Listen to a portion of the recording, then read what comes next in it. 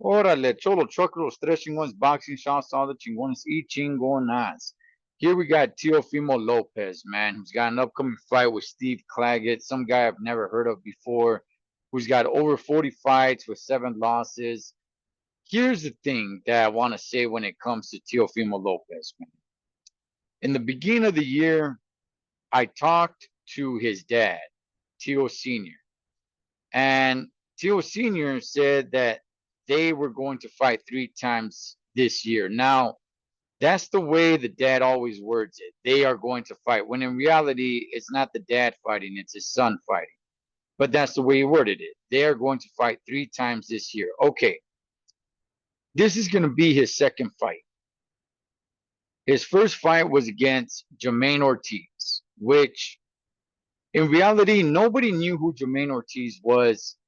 His claim to fame was the fact that he was Lomachenko's sparring partner, and he gave Loma a pretty good, decent fight. That was it. He lost to Lomachenko, just like he lost to Teofimo Lopez. Now Teo is fighting Steve Claggett, some guy we've never heard of. Now, Teofimo Lopez can make a star out of this guy because nobody knew who George Kambosos was until Teofimo Lopez lost to him. So my thing is, here we got Teofimo Lopez. I don't really see a lot of pressure being put on him. But if you're going to fight 3 times this year, who's going to be the next guy? Assuming that you get past Steve Claggett, right? Just like everybody was assuming you're going to get past George Kambosos, and you didn't. But assuming you get past Claggett, who are you going to fight? Because I don't hear anybody putting any pressure on this guy. Sure, you're going to fight 3 times this year. Okay, you're staying active. All right. Hey, I'll give you that. But look at the competition that you're fighting. Jermaine Ortiz, I guess you can make an argument that it was a decent opponent, I guess. This dude right here, Claggett, like, what the hell is this all about? I don't mind if somebody, look, if somebody is going to fight 3 times in 1 year, I don't mind you having a fight like this. I don't.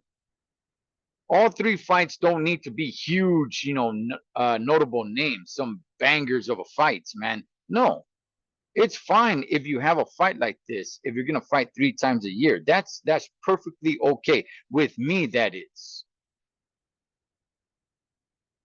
but that means your next fight this year needs to be a pretty good, decent opponent. Because Jermaine Ortiz, like I said, it's at best, it was a decent name. And I'm being generous here, at best. Steve Claggett, come on, dog. But again, I don't have a problem with this fight if your next fight this year is going to be a really worthy, known opponent. So again, just to make it clear, I don't mind if fighters have fights like this. That's okay with me. As long as your whole year isn't fights like this.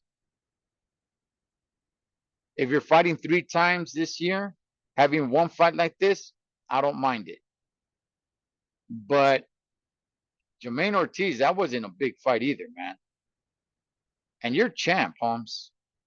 You are a champion.